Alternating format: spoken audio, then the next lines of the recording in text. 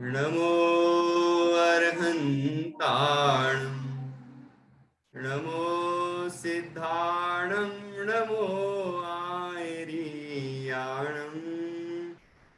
नमो वज्रायाणं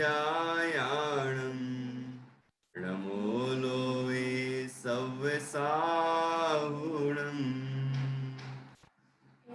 ऐसो पंच नमो यारो सव्य पावपणासिनो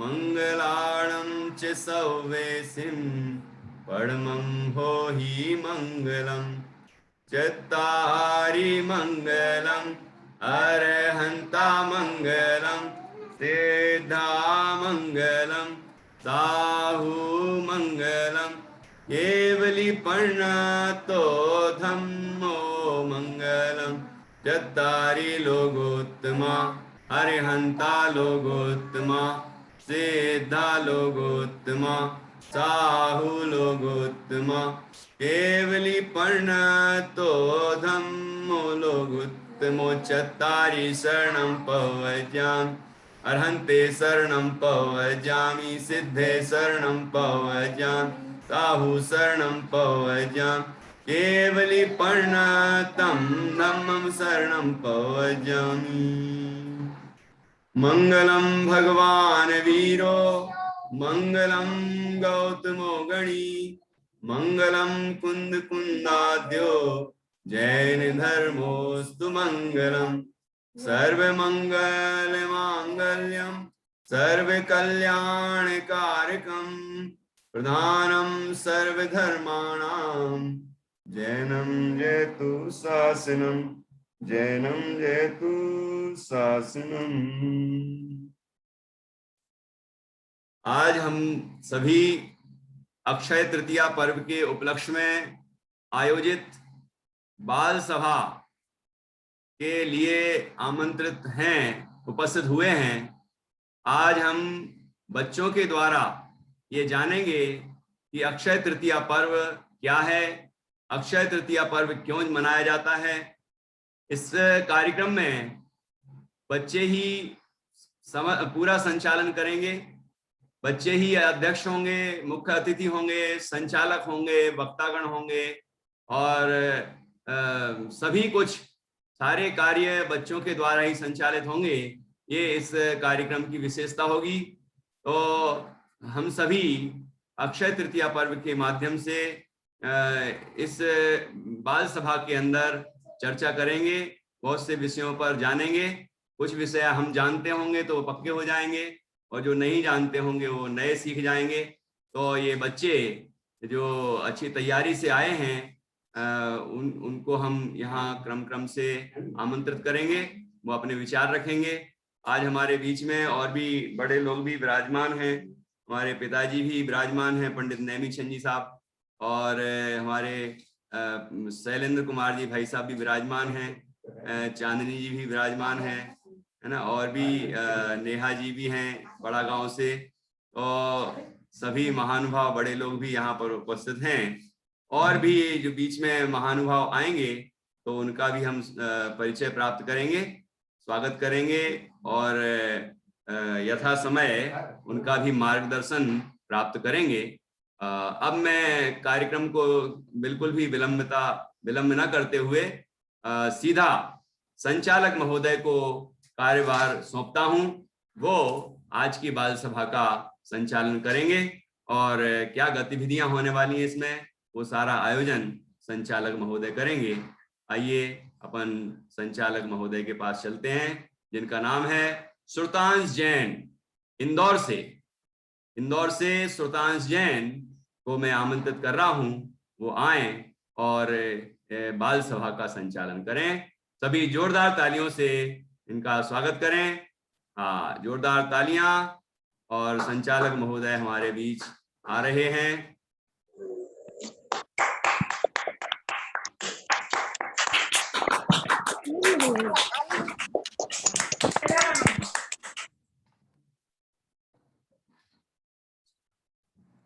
अक्षय तृतीया पर्वदान का,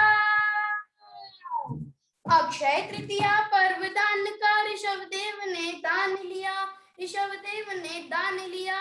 नृपश्रेयांश दानदाता थे, नृपश्रेयांश दानदाता थे, जगती ने यश गान किया, जगती ने यश गान किया। अहो दान की महिमा, अहो दान की महिमा, तीर्थंकर भी लेते हाथ पसार, तीर्थंकर भी लेते हाथ पसार। होते पंचाश्चर्य पुण्य का, होते पंचाश्चर्य पुण्य का, भरता है अपूर्व भंडार, भरता है अपूर्व भंडार। जय जिनेंद्र। जैसा कि आप सभी को ज्ञात होगा कि आज अक्षय तृतीया पर्व है। आज के दिन ही दान तीर्थ का प्रवर्तन हुआ था। इस उपलक्ष्य में अकलंक निकलंक पाठशाला के द्वारा बाल सभा का आयोजन हुआ है। इस सभा में आप सभी का स्वागत है। आज आप लोग हम बच्चों के द्वारा जानेंगे कि अक्षय तृतीया पर्व क्या है और यह पर्व क्यों मनाया जाता है। तो आइए प्रारंभ करते हैं बाल सभा। सर्वप्रथम मैं आमंत्रित करता हूं इस बाल सभा की अध्यक्षता करने के लिए अनन्या जैन इंदौर को, और इस बाल सभा के मुख्य अतिथि के रूप में आमंत्रित है अग्रिम जैन, अर्गम जैन अहमदाबाद, और विशिष्ट अतिथि अनन्या अवनी जैन रायपुर। सभी से अनुरोध है कि इन सभी महान भावों का जोरदार तालियों से स्वागत करें।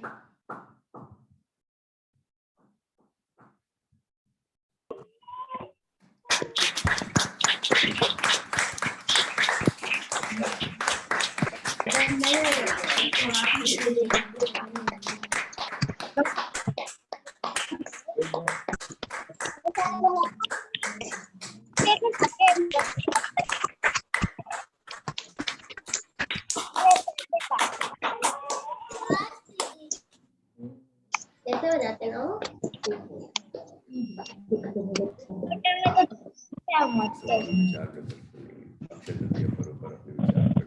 आज की सभा में अक्षय तृतीया पर अपने विचार प्रस्तुत करेंगे वंशिका जैन केवलारी बांसवाड़ा, ओजस्वी राहुल अमरावती, सर्वज्ञ संस्कृति जैन सागर, अनुप्रेक्षा जैन बड़ागांव, अक्षरा जैन ग्वारा, समर्थ जैन इंदौर, नयनम नविका जैन बिजोलिया, मैत्री जैन अग्रिम जैन इंदौर। आप सभी इनका भी स्वागत कीजिए जोरदार तालियों से।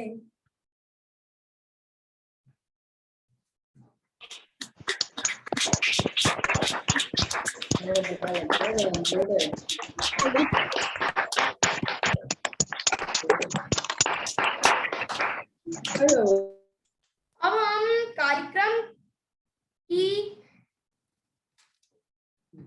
निर्विघ्न समाप्ति के लिए सर्वप्रथम मंगलमय मंगलाचरण करेंगे।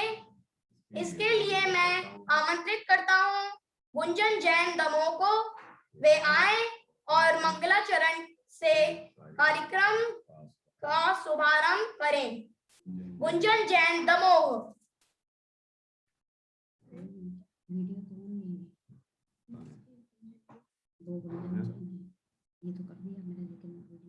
वीडियो ऑन करिए गुंजन जैन दमोह।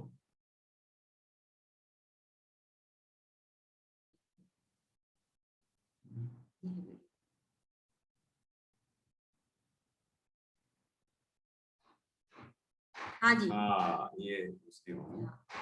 हाँ जी अनम्यूट करिए,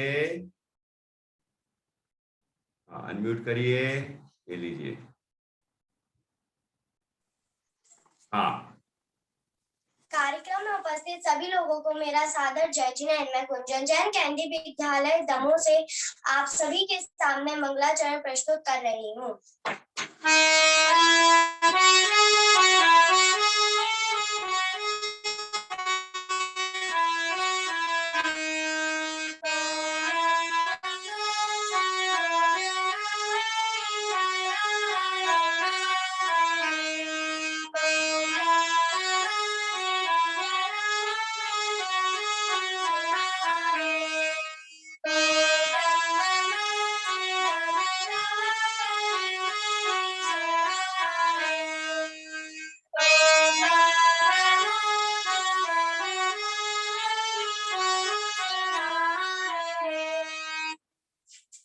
आज अक्षय तृतीया है, यानी कि आदिनाथ भगवान का प्रथम आहार, और अब मैं उसी के ऊपर अपना एक भजन लेकर प्रस्तुत हूँ।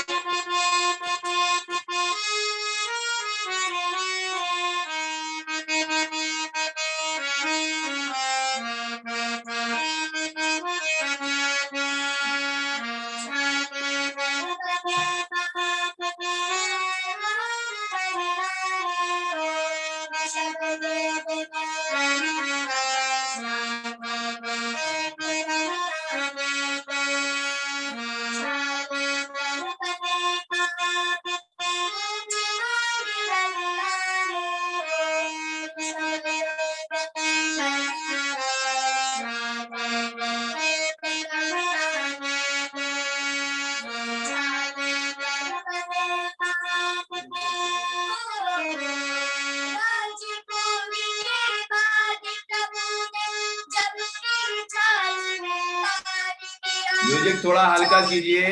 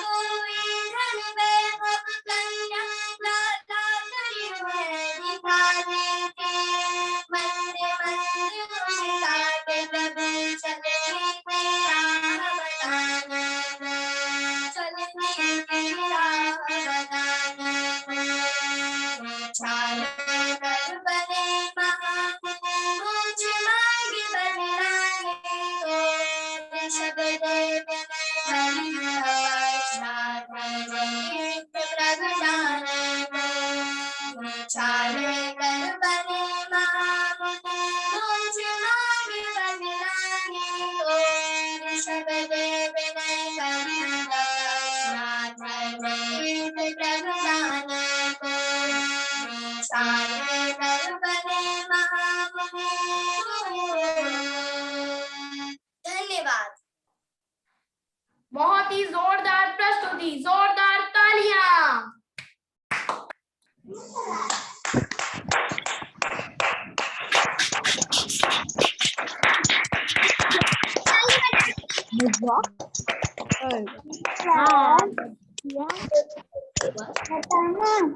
अब मैं राजा ऋषभ देव का परिचय देने के लिए वंशिका जैन केवलारी को आमंत्रित करता हूँ।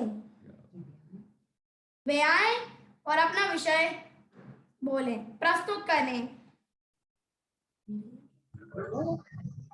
जय जिनेंद्र, मैं वंशिका जैन। आज मैं आपको अक्षय तृतीया के पावन अवसर पर भगवान आदिनाथ का जीवन परिचय दूंगी। भगवान आदिनाथ भगवान हमारे प्रथम तीर्थंकर हैं। इन्हें ऋषभनाथ और वृषभनाथ के भी नाम से जाना जाता है। आदिनाथ भगवान के पिता का नाम नबी राय जी है। आदिनाथ भगवान की माता का नाम मरु देवी जी है। आदिनाथ भगवान का जन्म स्थान अयोध्या है। आदिनाथ भगवान की जन्म तिथि चैत्रवदी नवमी है। आदिनाथ भगवान का चिन्ह बैल है। आदिनाथ भगवान की ऊंचाई 500 धनुष ऊंची है। आदिनाथ भगवान की 2 पत्नियां थी, नंदा और सुनंदा। आदिनाथ भगवान की 2 पुत्री थी, ब्रह्मी और सुंदरी। आदिनाथ भगवान के 101 पुत्र थे। राजसभा में आदिनाथ भगवान नीलांजना का नृत्य देख रहे थे। नीलांजना नृत्य करते करते नीलांजना की मृत्यु हो गई और आदिनाथ भगवान को बैराग आ गया। आदिनाथ भगवान ने मुनि दीक्षा ले ली। आदिनाथ भगवान को 6 महीने तक आहार नहीं हुए थे।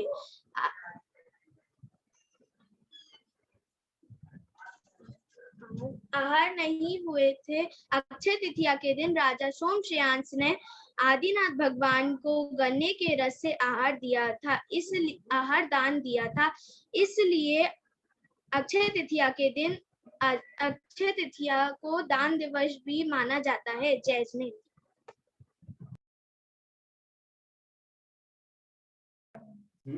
सराहनीय प्रस्तुति, जोरदार तालियां।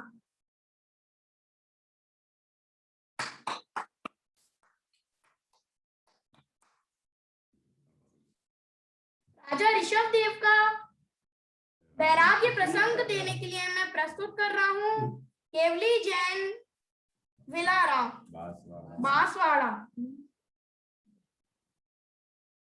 केवली जैन आए अपने विचार प्रकट करें। केवली जैन आए और अपने विचार प्रस्तुत करें।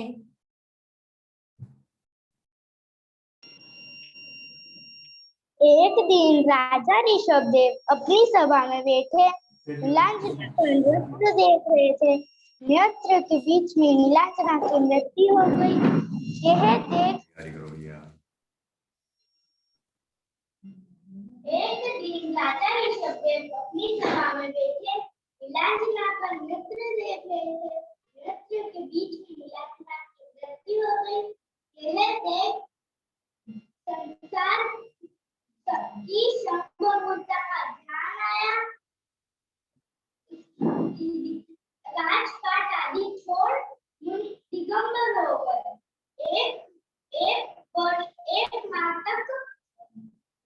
एक वर्ष तक आहार की विधि नहीं मिली। उसके बाद एक दिन अक्षय तृतीया पर्व 6 माह तक आहार की विधि नहीं मिली। एक वर्ष बाद अक्षय तृतीया पर्व राजा मुनि ऋषभदेव राजा श्याम के वहां अक्षय तृतीया इक्षुरस का आहार हुआ। इसके बाद से अक्षय तृतीया पर्व चल पड़ा। जय हिंद।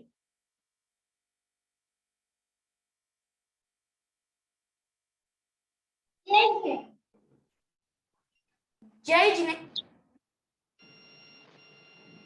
केवली जैन बांसवाड़ा ने राजा ऋषभ देव का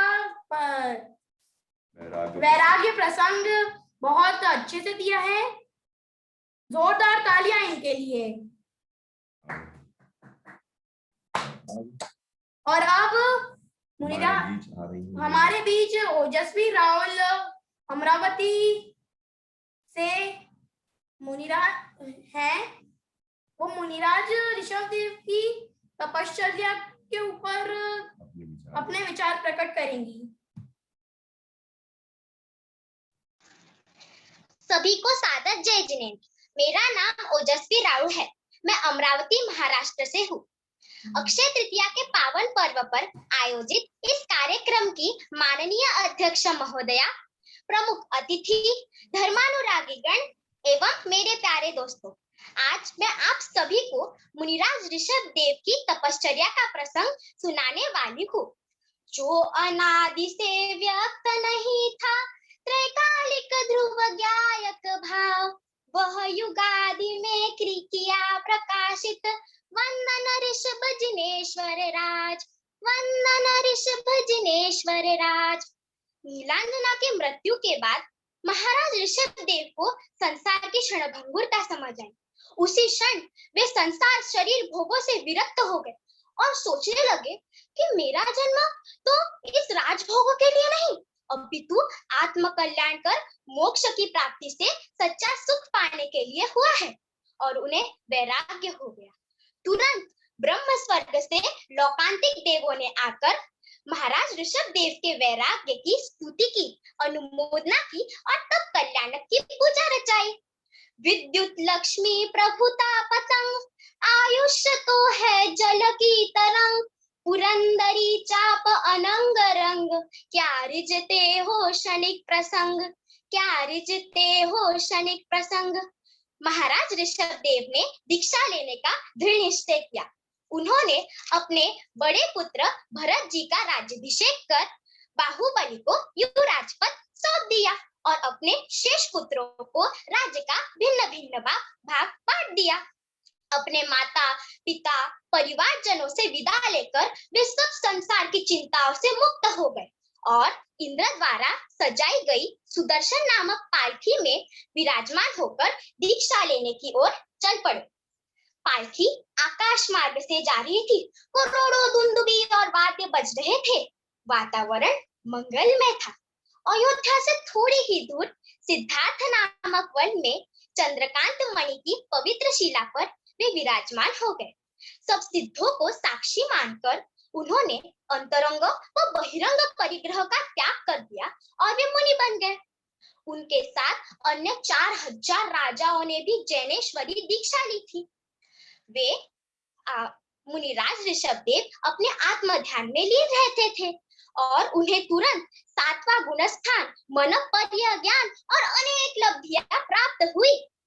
उन्होंने 6 माह के उपवास का प्रतिज्ञा की थी और वे मौन पूर्वक आत्म ध्यान में लीन रहते थे। उन्होंने 6 माह तक आहार नहीं लिया था, फिर भी उनका शरीर दैदीप्यमान था। उनके तप के प्रभाव से पूरे जंगल में सूर्योदय जैसा प्रकाश हमेशा रहता था और तप के प्रभाव से कुछ आश्चर्य भी होते थे, जैसे सिंह और हिरण एक साथ बैठते थे। गाय का बछड़ा शेरनी को और शेर का बच्चा गाय को माता मानकर उनका दूध पीता था। सांप और नेवला भी एक साथ शांतिपूर्वक बैठते थे। ये कुछ आश्चर्य तप के प्रभाव से उस जंगल में देखने को मिलते थे। मुनिराज के 6 माह बीत गए और वे आहार हेतु विहार करने लगे, परंतु लोगों को निर्दोष आहार की विधि पता न होने के कारण उन्हें आहार प्राप्त नहीं हुआ। और एक दिन राजा श्रेयांश ने उन्हें विधि पूर्वक निर्दोष इक्षुरस का आहार प्रदान किया और उसी दिन को हम अक्षय तृतीया के नाम से मनाते हैं। आगे 1000 वर्षों तक मुनिराज ऋषभ देव ने देश विदेशों में विहार किया और अंत में पुरीमताल नगर के निकट शकट नामक उद्यान में उन्होंने आत्म साधना कर केवल ज्ञान की प्राप्ति की थी। तो आइए हम भी धर्माभ्यास, तप एवं इस बड़े दुर्लभ से मिले मनुष्य भाव की महिमा समझकर एवं इस संसार की क्षणभंगुरता समझकर अपने स्वरूप को पहचान कर आत्मा का स्वरूप जान लेंगे। इसी मंगल भावना के साथ मैं अपने शब्दों को विराम देती हूँ।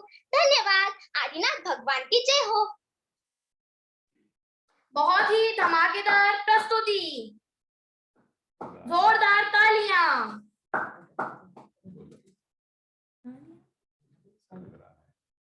ऐसा लग रहा है तालियां सुनाई नहीं दे रही। तालियां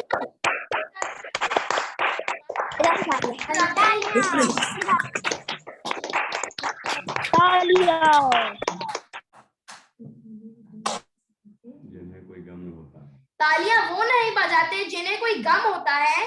तालियां वो नहीं बजाते जिन्हें कोई गम होता है। तालियां वो बजाते हैं जिनके हाथों में दम होता है। तालियां वो बजाते हैं जिनके हाथों में दम होता है। तो बजाइए जोरदार तालियां।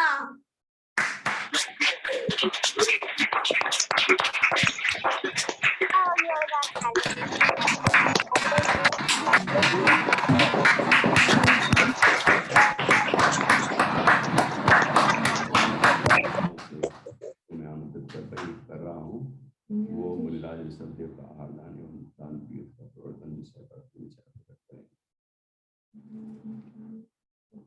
मेरा ध्यान बेटा मुझे जो बोल रहा है वो इधर चीखते रहते हो, मेरा बोलना चाहिए। अभी तो करीब बैठी अनुप्रेक्षा अनुप्रेक्षा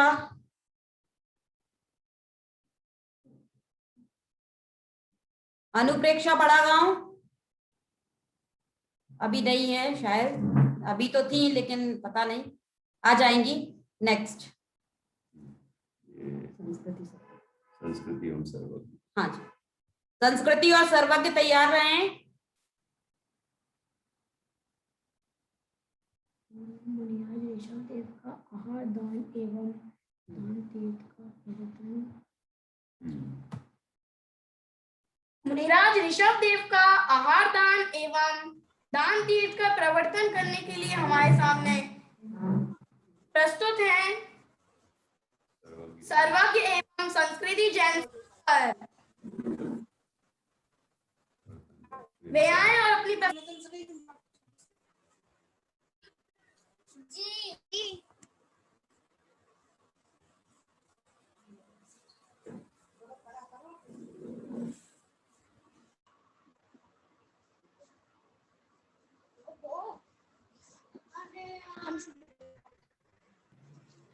हाँ, संस्कृति सर्वज्ञ, हाँ चालू स्टार्ट कीजिए।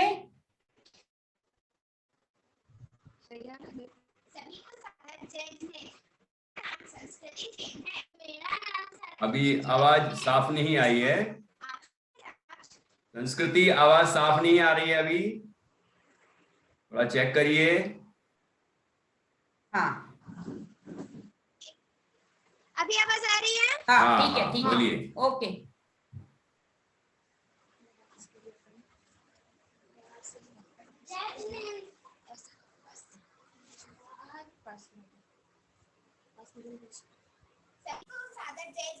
मेरा नाम संस्कृति जैन है। मेरा नाम सर्वज्ञ जैन है। हम सागर से हैं और आज हम आप सभी के समक्ष मुनिराज ऋषभ देव की आहार दान का एक छोटा सा संवाद लेकर प्रस्तुत हुए हैं।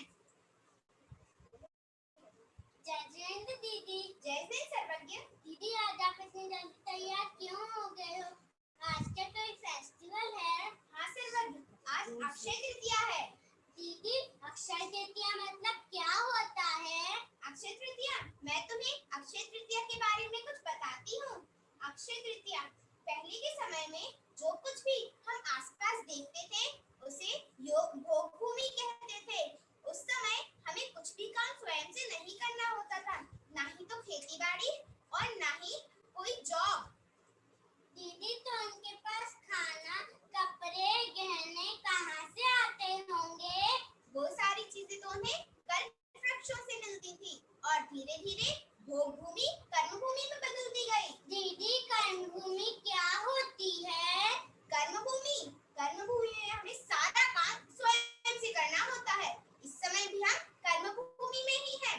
कर्म भूमि के प्रथम तीर्थंकर ऋषभ देव, उन्होंने अपनी आत्मा को पवित्र करने के लिए मुनि दीक्षा धारण की और मुनि दीक्षा धारण करते ही उन्होंने 6 माह का उपवास किया और तपस्या में लीन हो गए। 6 माह व्यतीत होते ही जब भी आहार लेने के लिए विहार किया उन्होंने, उस समय वहां के लोग ये नहीं जानते थे कि आखिर मुनिराजों को आहार कैसे देते हैं। जब कोई लोग उन्हें रत्न देकर जाते, कोई दूसरी चीजें, पर कोई उन्हें नमस्ते कर चला जाता, लेकिन कोई ये नहीं समझ पाता कि मुनिराज जाते क्यों है और भला वो यहाँ से निकलते ही क्यों हैं। जब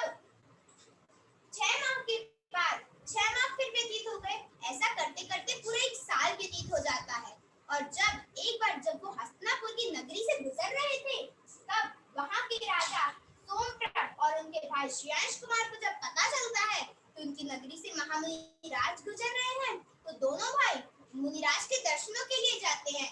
वो वहां जाके उन्हें नमोस्तु करते हैं, 3 परिक्रमाएं लगाते हैं, और जब श्रेयांश कुमार मुनिराज को देखते हैं तो उन्हें याद आ जाता है कि पिछले जन्म में वो क्या थे। दीदी वो पिछले जन्म में क्या थे? पिछले जन्म में वो एक रानी थी जिनका नाम था रानी श्रीमती, और मुनिराज ऋषभदेव वो उनके ही पति थे जिनका नाम था राजा वज्रनंद। उस जन्म में उन दोनों ने एक चारण रिद्धिधारी मुनि को आहार दिए थे। उन्हें याद आया कि मुनिराज को आहार कैसे देते हैं। फिर दोनों भाइयों ने मुनिराज को अपने महल ले जाकर नौदा भक्ति पूर्वक निर्विघ्न इक्षुरस का आहार करवाया। जैसे ही आहार संपन्न हुआ, पूरे आकाश में देवगण आ गए। वो रत्नों और फूलों की बारिश करने लगे। पूरे आकाश में जयकारा लगने लगा, जय हो जय हो जय हो, और बैंड बाजों की आवाज आने लगी। जैसे कि पूरे आकाश में मधुर संगीत बजने लगा। सभी लोग बहुत प्रसन्न थे कि आखिरकार मुनिराज का आहार संपन्न हुआ, और सभी लोग जयकारा लगाने लगे। तो तब से लेकर आज तक इस दिन को अक्षय तृतीया के रूप में मनाया जाता है। धन्यवाद। जय जिनेंद्र। जय जिनेंद्र।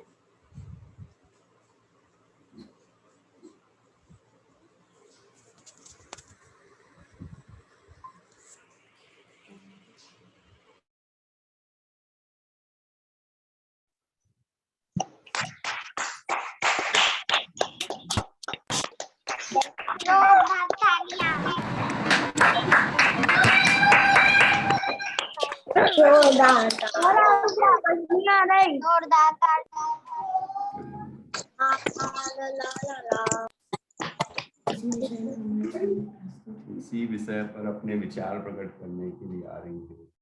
इसी विषय पर अपने विचार प्रकट करने आ रही हैं अनुप्रेक्षा जैन बड़ागांव। वे आए और अपने विचार प्रकट करें। जय जिनेंद्र, मेरा नाम अनुप्रेक्षा जैन है और मैं बड़ागांव से हूँ। आज मैं आप सभी को अक्षय तृतीया पर्व के ऊपर आपकी आवाज नहीं आ रही है।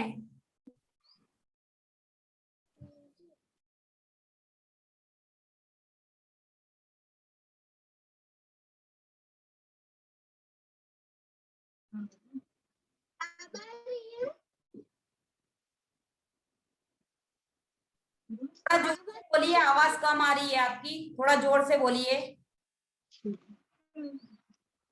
जय जिनेंद्र, मेरा नाम अनुप्रेक्षा जैन है और मैं बड़ागांव से हूँ। आज मैं आप सभी को अक्षय तृतीया पर्व के ऊपर भाषण देने वाली हूँ। अक्षय तृतीया पर्व। एक मिनट अनुप्रेक्षा, अनुप्रेक्षा की आवाज बिल्कुल भी नहीं आ रही है बेटा, सुनाई नहीं दे रहा है। यहाँ पर बोल तो रहे हो आप लेकिन सुनाई नहीं आ रहा है, बहुत स्लो आवाज आ रही है। एक बार और मैं अनम्यूट करती हूँ, आप चेक कर लीजिए, है ना। हाँ बोलिए। आवाज कट रही है, आप थोड़ा नेटवर्क वाले में प्लेस में चले जाइए बाहर, है ना। फिर से बुलाती हूँ, ठीक है, आपको वापस फिर से बुलाती हूँ।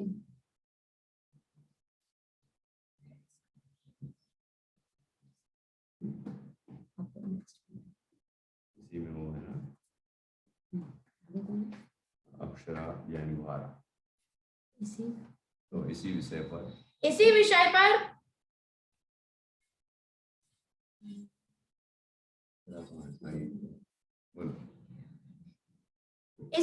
पर हमारे सामने अक्षरा जैन ग्वारा अपने विचार प्रकट करेंगी। जय जिनेंद्र, मेरा नाम है अक्षरा जैन, मेरी एज 10 साल की है। मैं आज आप सभी को एक महान पर्व अक्षय तृतीया के बारे में बताने वाली हूँ। जिस दान के बारे में हमने बहुत सुना है, बहुत दान दिया भी है, लेकिन क्या अभी तक हमें ये पता है कि दान तीर्थ की स्थापना किसने की थी और कहाँ की थी, और ऋषभनाथ भगवान को आहार दान किसने दिया था। यदि आपको ये सब जानना है तो मैं आज आपको इतनी छोटी सी कहानी सुनाऊंगी। ये कहानी है जब भरत चक्रवर्ती का शासन चला करता था और भगवान ऋषभदेव जिनको नीलांजना के नृत्य से वैराग्य हो गया था, वह उसी समय अपना राजपाट त्याग कर वन में तपस्या करने के लिए चले गए थे और जिनके साथ 4000 राजाओं ने भी मुनि दीक्षा का अंगीकार किया था। जब एक बार भगवान ऋषभदेव तपस्या की मुद्रा में थे, तब वह गर्मी, सर्दी, भूख, प्यास इन सब से जीतकर अपनी इंद्रियों का दमन कर तपस्या में बैठ गए थे। उन्हें शरीर से मोह नहीं था, इसलिए प्रकृति से होने वाले प्रहारों का उन पर कोई असर नहीं हुआ। ऐसा 1 नहीं, 2 नहीं, अपितु 6 माह तक निरंतर चलता रहा। 6 माह तक जब मुनि ऋषभदेव अपनी तपस्या को रोकते हैं, तब ऐसा विचार करते हैं कि इस काल के किसी भी प्राणी को आहारचर्या का ज्ञान नहीं है। इसके पश्चात असी मसी कृषि, शिल्प कला तथा वाणिज्य की शिक्षा देने के पश्चात अब दान तीर्थ की स्थापना का कार्य भी होना चाहिए। दान तीर्थ की स्थापना का कार्य अपने माथे पर लेकर मुनिराज आहारचर्या के लिए निकल जाते हैं। आहार मुद्रा धारण कर वह एक नगर में प्रवेश करते हैं। वह नगर में, जिस नगर में प्रवेश करते हैं, उस नगर के निवासी बड़े ही प्रसन्न होते हैं। वह मुनिराज को देखकर बहुत ही प्रसन्न होते हैं। आखिर क्यों ना हो, आखिर तीर्थंकर मुनिराज के 6 महीने बाद दर्शन करने का सौभाग्य तथा उनको आहार देने का सौभाग्य जो उन्हें प्राप्त हो रहा है। लेकिन और वह सभी अपने घरों के बाहर खड़े होकर मुनिराज को भोजन के लिए आमंत्रित करने लगते हैं। लेकिन ये सही विधि थोड़े ही थी। कोई कहता है कि मुनिराज मेरे घर आइए, बहुत ही मिष्ट पकवान आपका इंतजार कर रहे हैं। तो कोई कहता है कि आप नग्न क्यों हैं, वस्त्र धारण कर लीजिए। और तो और नगर के सेठ जी अपनी कन्या के साथ, पुत्री के साथ खड़े होते हैं और कहते हैं कि हे मुनिराज, मेरी पुत्री के साथ विवाह कर लीजिए। तो मुनिराज पड़गाहन की विधि से लौट जाते हैं। कुछ समय पश्चात हस्तिनापुर नगरी के राजा श्रेयांश को पूर्व भाव का स्मरण आता है और उन्होंने पूर्व भाव में रीतिधारी मुनिराजों को आहार दिया था, जिससे उन्हें आहारचर्या की विधि याद आ जाती है। तो तभी खबर मिलती है कि मुनिराज ऋषभदेव हस्तिनापुर नगरी में प्रवेश कर चुके हैं। तो राजा ऋषभदेव बड़े ही प्रसन्न होते हैं। वे बड़े ही उत्साह से मुनिराज का पड़गाहन करते हैं तथा उन्हें इक्षु रस अर्थात गन्ने के रस का आहार देते हैं और कहते हैं आज तुम्हें धन्य धन्य हो गया। तभी सारी धरती गुंजायमान होने लगती है, तभी सारी धरती गुंजायमान होने लगती है। और इस तरह आहारचर्या की विधि संपन्न होती है। और ये आहार वैशाख कृष्ण तृतीया को लिया गया था, जिसे हम अक्षय तृतीया जैसे महान पर्व के रूप में मनाते हैं। इस तरह हमने जाना कि भगवान ऋषभदेव को आहार किसने दिया था और दान तीर्थ की स्थापना का कार्य किसने और कहाँ किया था। जय जिनेंद्र।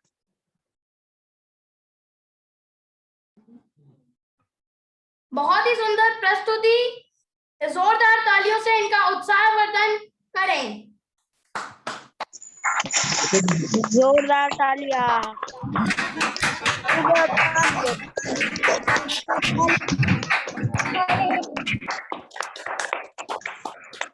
जोरदार तालियां। जोर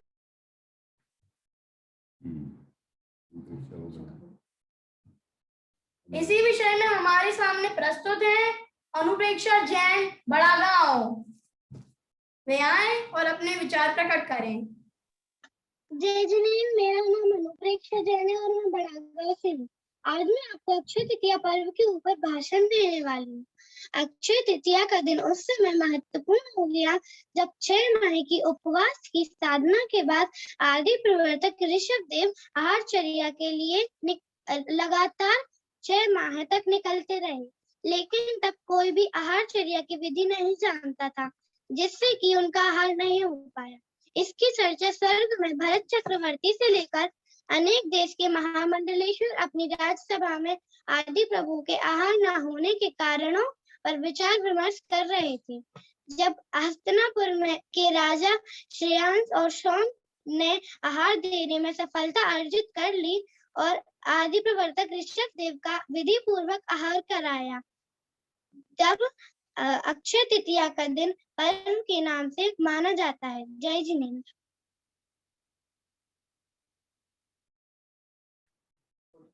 बहुत ही सुंदर प्रस्तुति, जोरदार तालियों से इनका उत्साहवर्धन करें। जोरदार तालियां।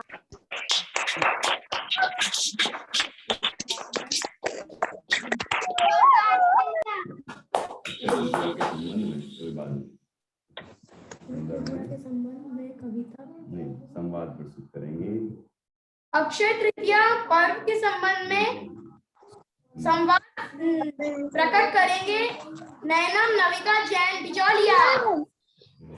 वे आए और अपने विचार प्रकट करें।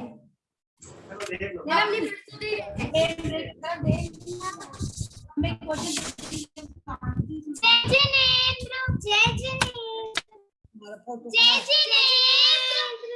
मेरा नाम नविका जैन है, मैं बिचौलिया से हूँ। मेरा नाम नीलम जैन है, मैं बिचौलिया से हूँ। आज हम आपको आदिनाथ भगवान के वैराग्य और अक्षय तृतीया की कथा सुनाएंगे। इस कथा में एक माँ अपनी बेटी को एक कथा सुना रही है। इस कथा में मैं माँ बनी हूँ और मैं बेटी। आओ बेटी, आज मैं तुम्हें एक कथा सुनाऊंगी। यह कथा आदिनाथ भगवान के वैराग्य की है। आदिनाथ भगवान कौन है? आदिनाथ भगवान हमारे सर्वप्रथम तीर्थंकर हैं। उनका जन्म से ही वो वीतरागी और सर्वज्ञ थे? नहीं, उन्होंने अपनी वीतरागता और सर्वज्ञता पुरुषार्थ से प्राप्त की। उनका जन्म कहाँ हुआ था और उनका माता पिता का नाम क्या था? उनका जन्म अयोध्या नगरी में हुआ था। उनकी माता का नाम मेरू देवी और उनके पिता का नाम नाभिराय था। उनका विवाह किससे हुआ था? उनका 2 विवाह हुए थे। पहली पत्नी का नाम सुनंदा और दूसरी का नाम नंदा था। नंदा से उन्हें भरत चक्रवर्ती 100 पुत्र और एक पुत्री ब्राह्मी थी, और सुनंदा से उन्हें एक पुत्री सुंदरी और बाहुबली पुत्र थे।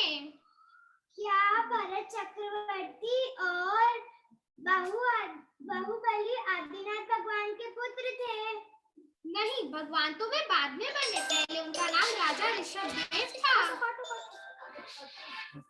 उन्हें वैराग्य कैसे हुआ?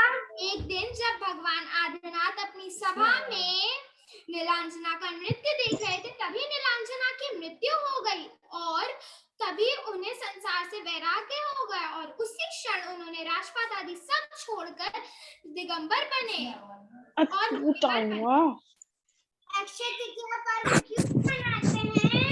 अक्षय तृतीया पर्व इसलिए मनाते हैं क्योंकि मुनिवर बनने के बाद वह 6 माह तक आत्मध्यान में लीन रहे और 6 माह तक वह आहार खोजते रहे, आहार की विधि खोजते रहे। और उसके बाद जब वह हस्तिनापुर पहुंचे तो वहां के राजा सोम के भाई श्रेयांश को उनके पूर्व याद आ गया, जब वह आदिनाथ भगवान की पत्नी थी और उन्होंने बहुत सारे मुनियों को दान आहार दिया था। और तभी उसी विधि से उन्होंने आदिनाथ भगवान को ईश्वरस का आहार दिया और तभी से अक्षय तृतीया पर्व चल पड़ा। धन्यवाद। आशा है कि आपको हमारी कहानी पसंद आई होगी। बहुत ही सुंदर प्रस्तुति, जोरदार तालियां।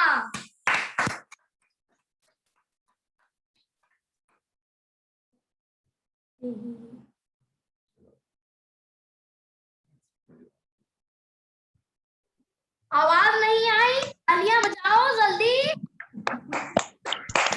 जोरदार तालियां।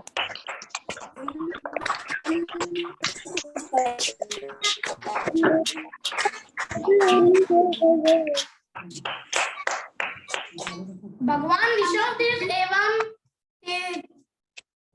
राजा श्रेयांश के पूर्व भाव बताने के लिए हमारे सामने प्रस्तुत है समर्थ जैन इंदौर। वे आए और इनका पूर्व भाव बताएं।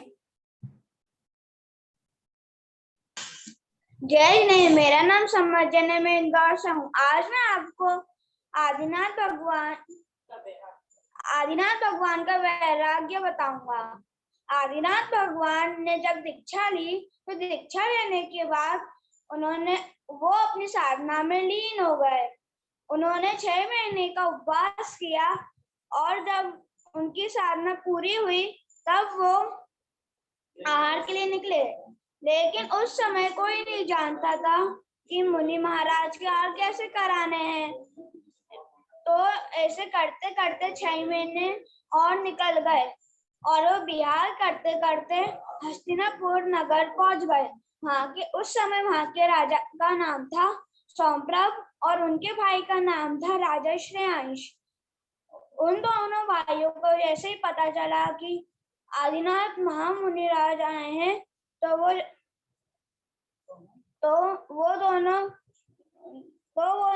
दोनों भाई बहुत खुशी से उन्हें नमोस्तु किया और उनकी 3 प्रदक्षिणाएं भी दी। उसी समय राजा श्रेयांश को उनका पूर्व भाव याद आ गया कि वह पूर्व भाव में एक रानी हुआ करते थे। उनका नाम था रानी श्रीमती और जो आदिनाथ मुनि थे वो पूर्व भाव में उनके पति हुआ करते थे जिनका नाम था वज्रजंग। उन दोनों राजा रानी ने अपने पूर्व भाव में एक चारण रिद्धिधारी मुनि को आहार दिए थे। तो ये सब राजा श्रेयांश को याद आया और उन्होंने अपने भाई के साथ पुण्य विधि के साथ मुनिराज को पड़गाया और वे अपने घर ले आए। फिर उन्होंने इक्षु रस यानी गन्ने का रस का आहार कराया। तभी सारे देव खुश हुए और उन्होंने फूलों की वर्षा की और वो बैंड बाजे बजाने लगे और आकाश में जय हो जय हो जय हो की आवाज गूंज उठी। तभी से उसी दिन से आज तक के दिन तक वो दिन अक्षय तृतीया के नाम से जाने जाने लगा। हम भी सारे मुनिराजों का आहार देंगे और अपना स्वभाव राजा श्रेयांश जैसा बनाएंगे। जय जिनेंद्र।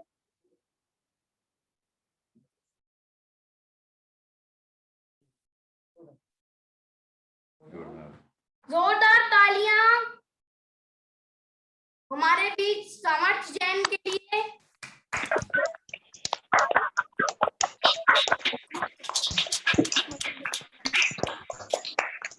अक्षय तृतीया पर अपने विचार प्रकट करने के लिए हमारे बीच उपस्थित है मैत्री जैन। आप सभी को मेरा सादर जय जिनेंद्र। मेरा नाम मैत्री जैन है।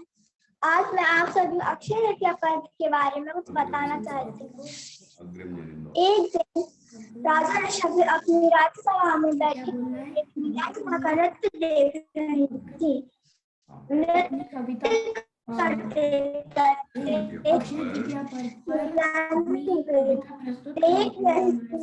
को देखकर राजा ऋषभदेव को वैराग्य हो गया और उन्होंने मुनि दीक्षा ले ली।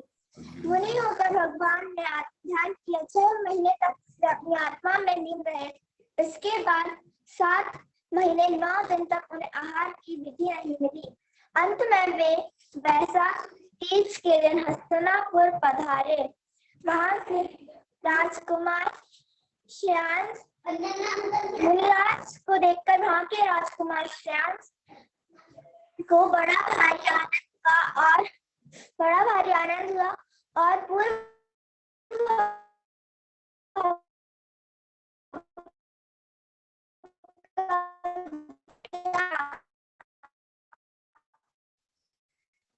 उन्हें मालूम पड़ा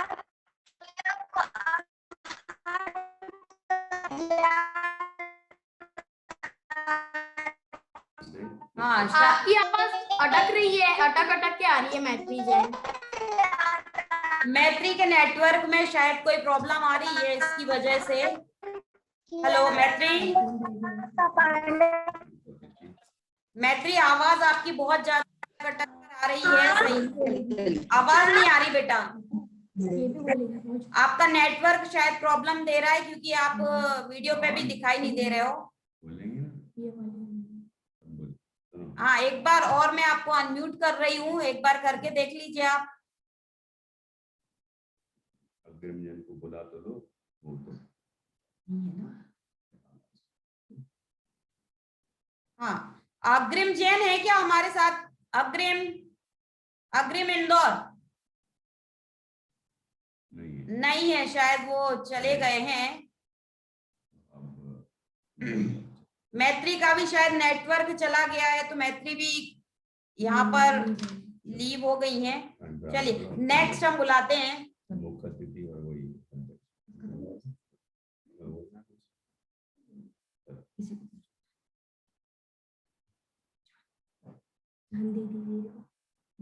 हाँ दीदी, अध्यक्ष महोदय, अपने अध्यक्ष महोदय वही आ गया। हाँ अग्रिम, अग्रिम आ गए हमारे साथ में, उपस्थित हो गए हैं अग्रिम। हाँ अग्रिम अनम्यूट करिए बेटा। देखने सभी को, मेरा नाम अग्रिम जैन और मैं इंदौर से हूँ। मैं आज आप सभी को एक कविता सुनाऊंगा।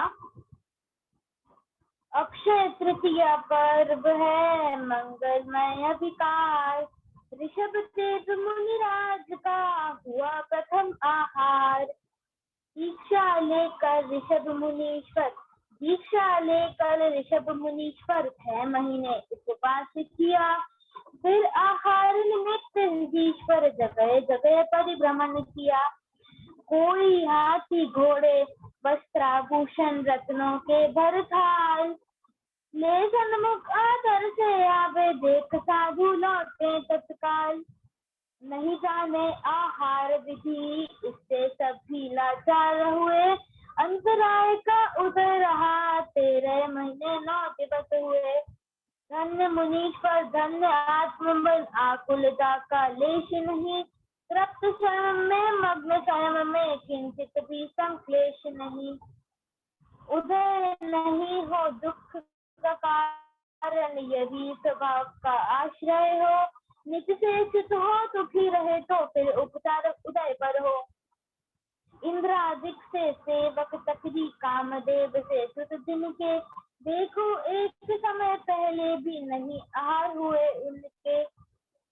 देखा आते ऋषभ मुनि को, जाति स्मरण हुआ सुखकार। नवदा भक्ति पूर्वक नृप ने दिया इक्षुरस का आहार। धन्य पात्र है धन्य है दाता, धन्य दिवस धन है आहार। दान तीर्थ का हुआ प्रवर्धन, घर घर हो पे मंगलाचार। जय जिनेन्द्र। बहुत ही सुंदर कविता सुनाई अग्रिम जैन ने। जोरदार तालियां अग्रिम जैन के लिए।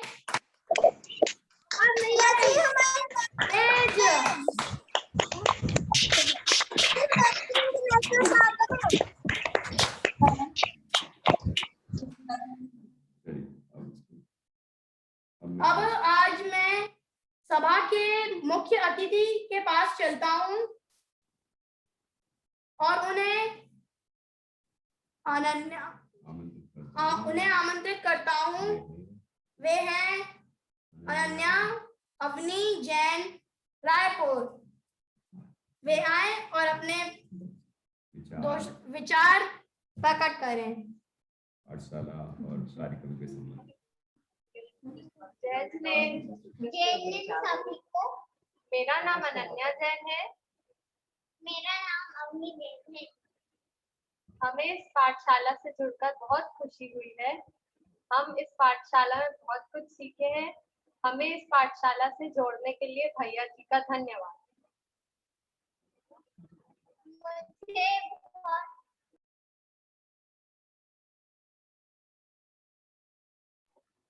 मुझे ये पाठशाला ज्वाइन कर बहुत मजा आता है। मुझे मुझे पाठशाला ज्वाइन कर बहुत अच्छा लगा। मैं इससे बहुत कुछ सीख रही हूँ। भैया जी का धन्यवाद।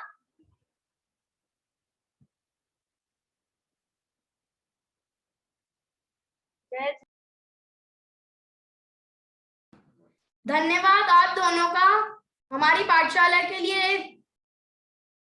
बच्चों का उत्साह बढ़ाने के लिए धन्यवाद।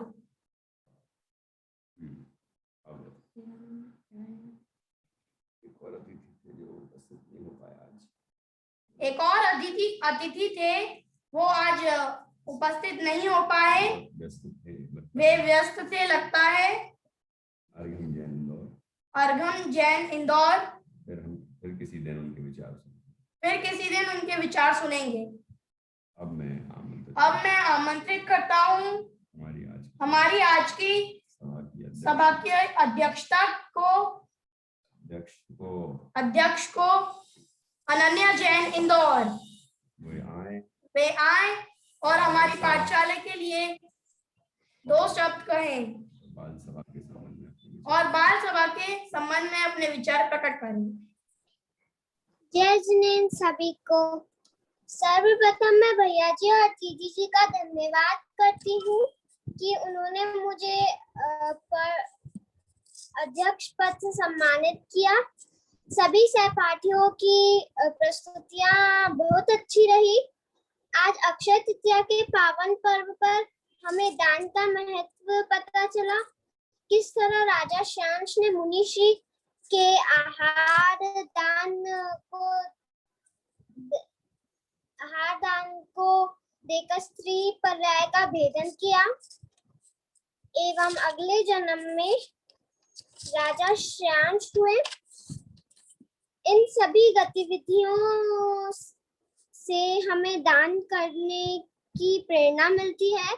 मेरे द्वारा भी 2501 रुपए की राशि अकलंग विकलांग पाठशाला को समर्पित की गई है। पाठशाला के लिए भैया जी और दीदी जी का प्रयास सराहनीय है। हमें इस पाठशाला में अपने धर्म के बारे में बहुत कुछ सीखने मिलता है। मेरा आप सबसे निवेदन है कि पाठशाला के प्रति सहयोग प्रदान करें। धन्यवाद। जय जिनेन्द्र।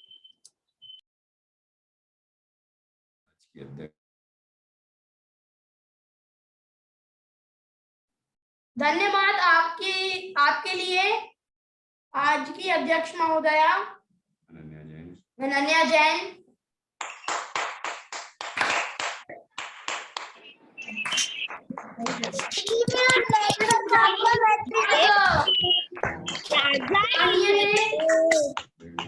आपकी प्रेरणा हमारे लिए बहुत महत्वपूर्ण थी। धन्यवाद।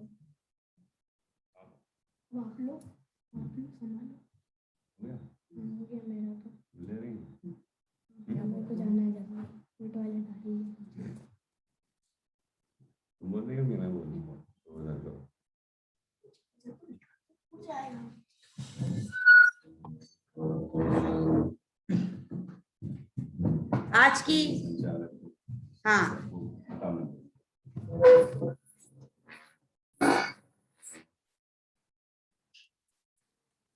आप सभी ने बाल सभा का संचालन देखा। इन प्यारे प्यारे छोटे छोटे बच्चों ने अपने सुंदर विचार प्रकट किए और आपने ये देखा कि किस तरह वो अध्यक्ष पद पर, मुख्य अतिथि पद पर उस गरिमा को बढ़ाया। उन्होंने अपने विचार प्रकट किए, पाठशाला के लिए काफी उदारता पूर्वक अपना सहयोग भी प्रदान किया। ये भावनाएं अभी से ही उनके मन में जागृत हो जाती हैं तो आगे चल के कभी भी पाठशालाओं में, मंदिरों में, संस्थाओं में, छात्रावास में कहीं भी धार्मिक कार्य हो रहे हों, धार्मिक आयोजन हो रहे हों तो उनमें कोई कमी नहीं पड़ेगी। ऐसी उदार भावना आप लोगों की बढ़ती रहना चाहिए। और अब मैं पहले तो सभी बच्चे जिनने अपना वक्तव्य दिया, अपनी प्रस्तुति दी, और अध्यक्ष का कार्यभार संभाला, मुख्य अतिथि का कार्यभार संभाला और बहुत अच्छे विचार प्रकट किए। उन सब के लिए बहुत बहुत साधुवाद। आप बहुत उन्नति करते रहें, ये मेरा आशीष है आपके लिए। और हमारे जो कार्यक्रम के संचालक महोदय श्रुतांश जैन, जिन्होंने सफल संचालन किया है, और आपने सब देखा कि किस तरह उन्होंने क्रम से एक एक वक्ता को बुलाया और सारी बातों का ध्यान रखा। तो मैं चाहूंगा कि आप उनके लिए भी जोरदार तालियां बजाएं। श्रुतांश जैन के लिए जोरदार तालियां बजाएं, उनका उत्साहवर्धन करें, और आगे भी जो भी कमियां रही हैं वो सब सुधारते हुए आगे और उन्नति करेंगे। अब मैं अपने विचार प्रकट करने के लिए इस संबंध में श्रीमती संध्या जैन को मंच सौंपूंगा। वो आगे का कार्यभार संभालेंगी, और किनको बोलने के लिए कहना है वो आगे आपको मार्गदर्शित करेंगी। श्रीमती संध्या जैन। हाँ जी। सभी को जय जिनेंद्र। आज की बाल सभा का बहुत ही सफल संचालन श्रुतांश जैन ने किया, और बच्चों ने भी बहुत ही सराहनीय अपनी अपनी प्रस्तुतियां दी। इसके लिए बच्चों के लिए, अध्यक्ष महोदय के लिए, विशिष्ट अतिथियों के लिए बहुत बहुत धन्यवाद। आज हमारे बीच में जबलपुर से चांदनी जैन, आपका प्रोग्राम, विशेष तौर से आपका प्रोग्राम देखने के लिए जबलपुर से चांदनी जैन हमारे बीच में आई हैं। हम उनके भी विचार आएंगे कि वे हमारे पाठशाला के बच्चों के लिए अपने विचार प्रस्तुत करें। चांदनी जी हैं क्या? हाँ जय जिनेंद्र, सभी के लिए जय जिनेंद्र। हाँ जी, एक सेकंड जी। हाँ जी चांदनी जी। सभी के लिए जय जिनेंद्र, सबने बहुत अच्छा। एक सेकंड, हाँ अब आप अनम्यूट करिए। हाँ जी जी जी सभी के लिए जय जिनेंद्र। सभी बच्चों ने बहुत अच्छा प्रोग्राम किया है, संचालक ने भी बहुत अच्छा संचालन किया हुआ है, अध्यक्ष ने भी बहुत अच्छा अपने विचार रखे हुए हैं, और सबसे अच्छा टीचर जो रही है, उन लोगों ने सबसे ये जूम वीडियो के द्वारा सब बच्चों को जोड़ा, वो बहुत अच्छा रहा, ताकि ये सारे बच्चे जुड़े एक दूसरे से और पाठशाला और आगे भी ऐसे ही करते रहे। धन्यवाद।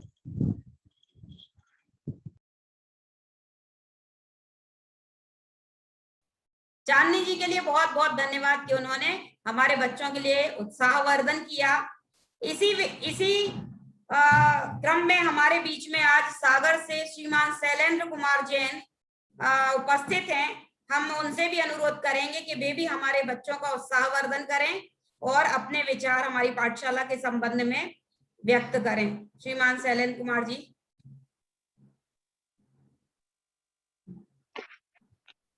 जी। आचार्य एकलंक निकलंक मंच के द्वारा जो ये प्रोग्राम चल रहे हैं, जो बच्चों को जोड़ने का कार्यक्रम किया गया है, अति उत्साहवर्धक है, और ऐसे ही बच्चों को जोड़ रहे हैं, क्योंकि बच्चे कुछ ना कुछ तो करेंगे। बच्चों में ज्ञान बहुत है, लेकिन उनको दिशा नहीं मिलती है, तो वो क्या मोबाइल खेलेंगे, टीवी चलाएंगे, क्या करेंगे? बच्चे करेंगे क्या, ये बताओ दिन भर?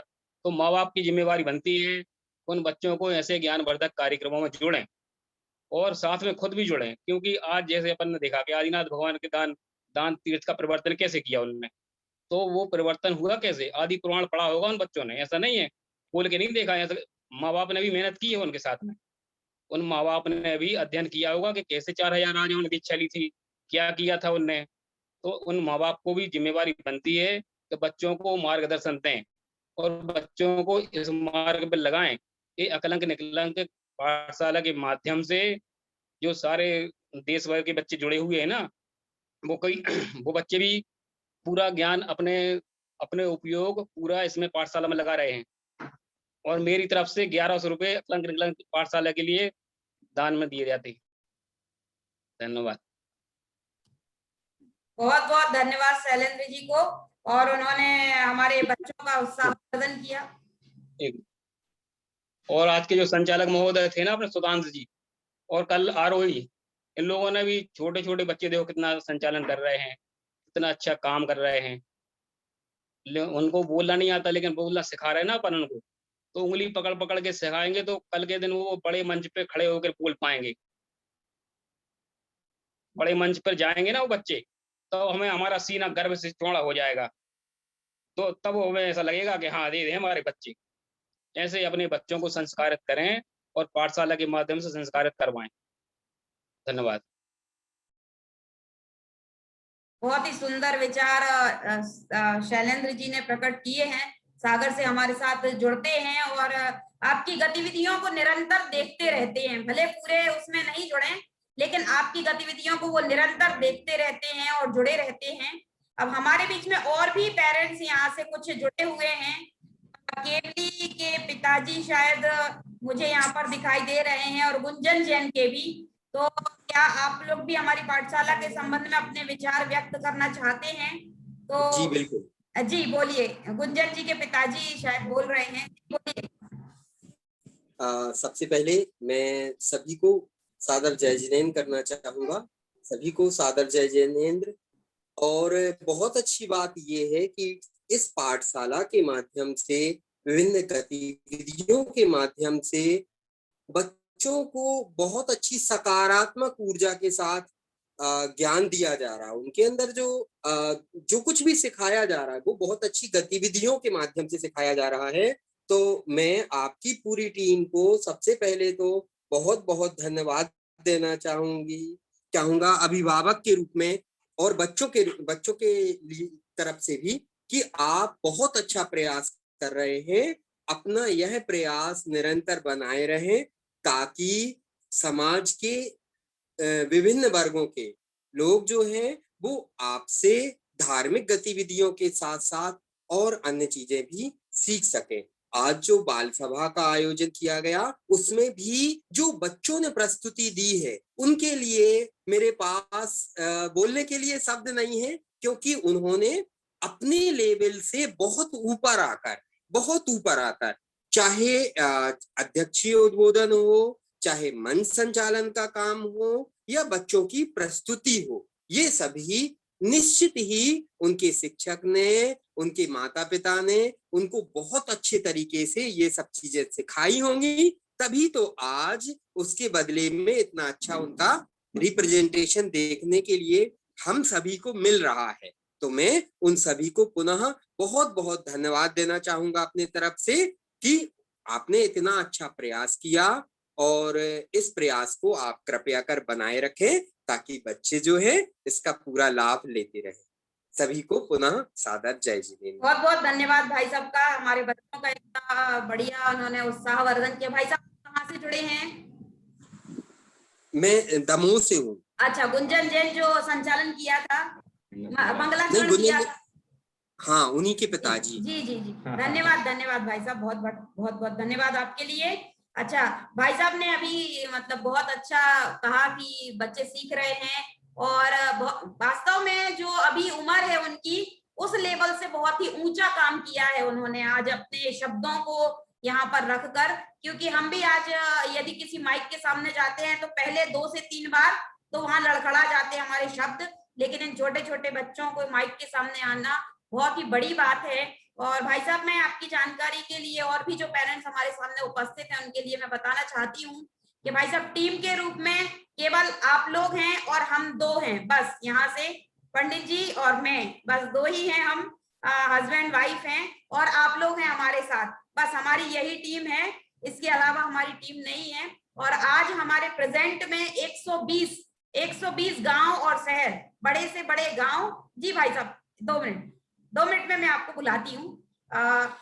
120 जगह से, मतलब मुंबई, पूना, अहमदाबाद से लगाकर बड़े से बड़े गांव, शहर से लगाकर छोटे से छोटे गांव, जैसे आप दमोह से हैं ऐसे ही यहाँ दमोह के पास में पथरिया है और भी कई गांव हैं, सागर है, बीना है, खुरई है, अथवा ग्वारा, टीकमगढ़, मरदेवरा, बहुत छोटे छोटे से गांव के बच्चे हमारे बीच में राजस्थान के हैं, यूपी के हैं, महाराष्ट्र के हैं और भी कोलकाता से भी जुड़े हुए हैं, पुणे से हैं, बहुत ही जगह के हमारे बीच में बच्चे जुड़े हुए हैं। इस प्रकार से टोटल हमारे बीच में 350 बच्चे लाभ ले रहे हैं इस पाठशाला का।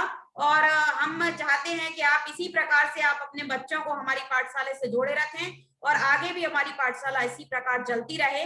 मैं आपको अनम्यूट कर रही हूँ, मैं आप शायद कुछ और कहना चाहते हैं। हाँ जी, मैं एक लाइन भूल छोड़ दिया था मैंने।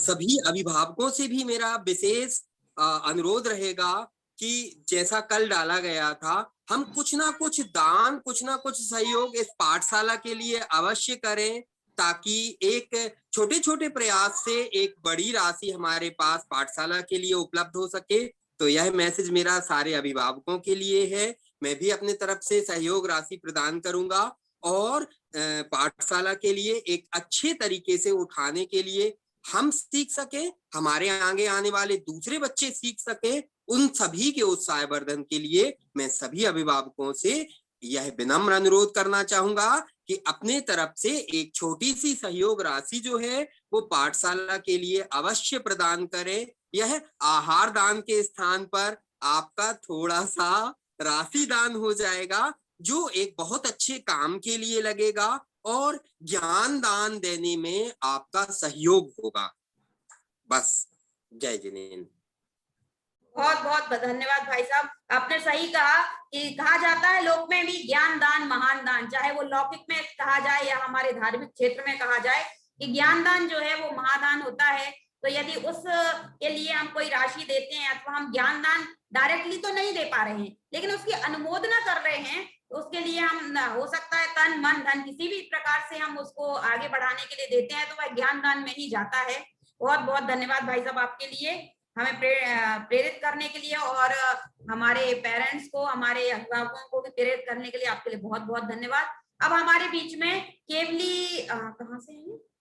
हाँ, बांसवाड़ा से केवली जैन के पिताजी शायद कुछ बोलना चाहते हैं, तो उनको मैं अनम्यूट करती हूँ। जी भाई साहब बोलिए। जय जिनेंद्र। जी जय जिनेंद्र भाई साहब। बहुत अच्छा प्रोग्राम रहा, बहुत बढ़िया रहा, बच्चों को सीखने के लिए मिला और मेरी तरफ से 1100 रुपए की राशि की घोषणा करता हूँ। और बहुत बढ़िया प्रोग्राम रहा, बहुत बच्चों को सीखने का मिला। खांदू कॉलोनी से हूँ मैं, ध्रुवधाम से। जी हाँ जी, तो बहुत बढ़िया रहा, बहुत बहुत बहुत बच्चों को सीखने के लिए। भले अभी ये लॉकडाउन है, इस वजह से क्लास चालू हुई है, लेकिन इसको परमानेंट करने की कोशिश करेंगे तो बच्चों के लिए भी बढ़िया रहेगा। भले शाम के टाइम पे या इस तरीके से कुछ करे तो बढ़िया रहेगा बच्चों के लिए।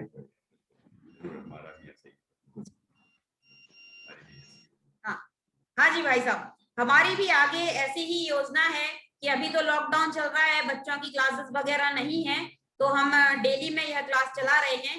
लेकिन आगे भविष्य में जो भी लॉकडाउन खुलने के बाद बच्चों की जब स्कूल क्लास चालू हो जाएंगी तो ये पॉसिबल डेली नहीं हो पाएगा, परंतु हम हफ्ते में 2-2 दिन करके सारे वर्गों की क्लासेस हम लेंगे।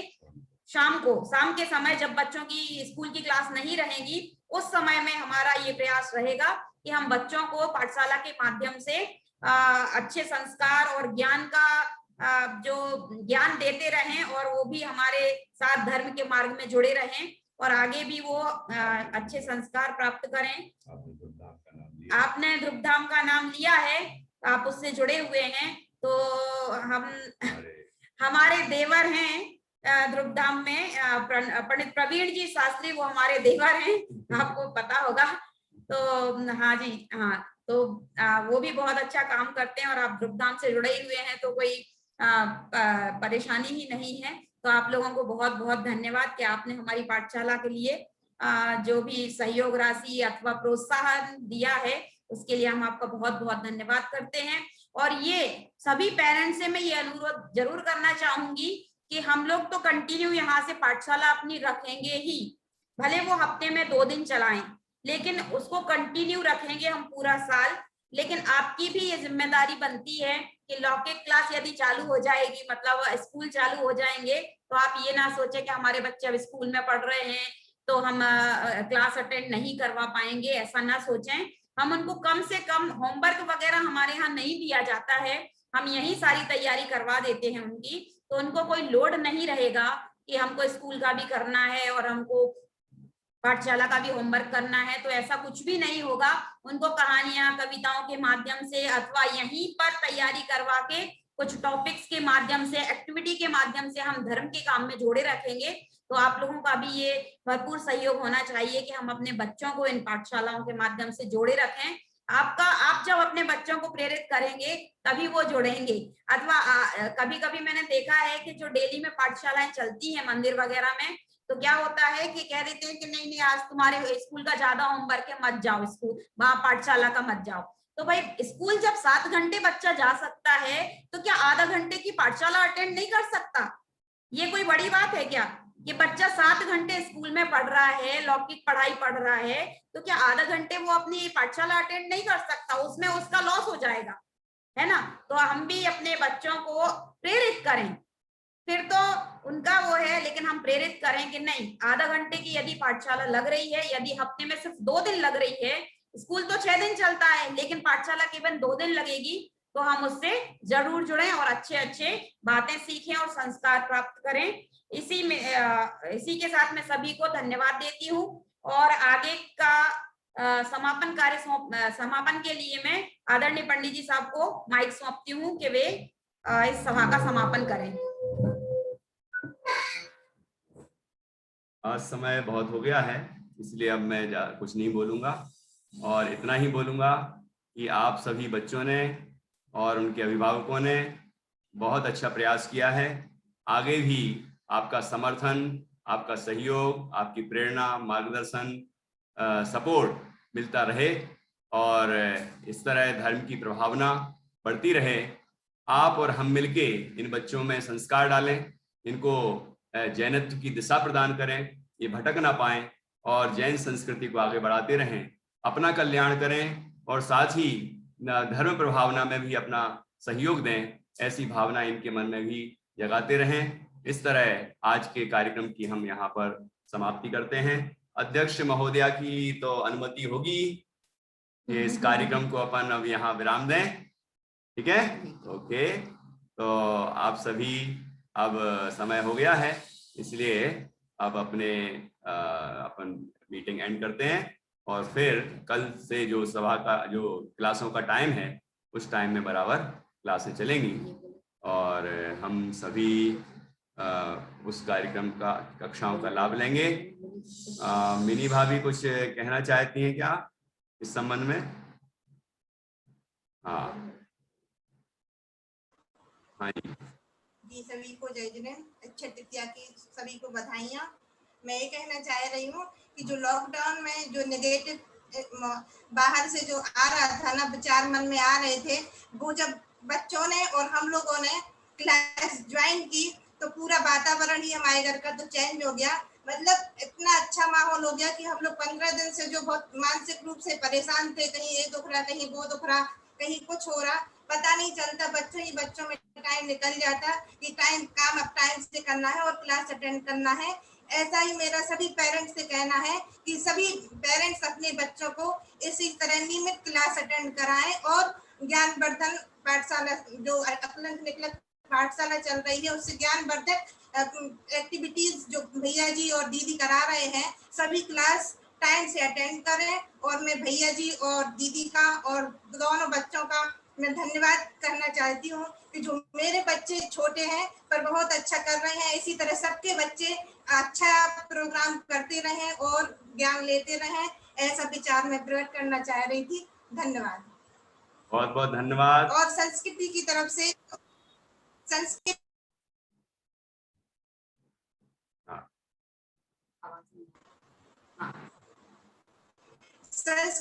के 50 रैंक से पास वो संस्कृति अपनी तरफ से 50 रैंक से पाठशाला को दे रही है।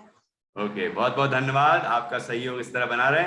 और सभी जो बच्चे अभी भी जुड़े हुए हैं, यथार्थ भी संचालन करना चाहता था लेकिन अभी प्रारंभ है हमारा, इस कारण से मैंने रिस्क नहीं ली। बाकी आगे आपको भी जरूर अवसर मिलेगा और भी बच्चे बहुत एक्टिव हैं और टैलेंटेड हैं, मैं जानता हूं, उनको भी आगे आगे अवसर मिलेंगे और वो भी अपनी प्रतिभाओं को यहाँ प्रस्तुत करेंगे, प्रकट करेंगे, निखारेंगे और सभी उन्नति करेंगे। इस तरह आज की सभा को हम यहाँ पर विसर्जित करते हैं, पूर्ण करते हैं। जो बच्चे 4:30 पे आने वाले हैं वो आ सकते हैं। मैंने सूचना सब डाल दी है व्हाट्सएप पर ग्रुप में, तो वीडियो एडिटिंग का जो प्रशिक्षण चलेगा उसके लिए आ सकते हैं। जय जिनेंद्र। जय जिनेंद्र।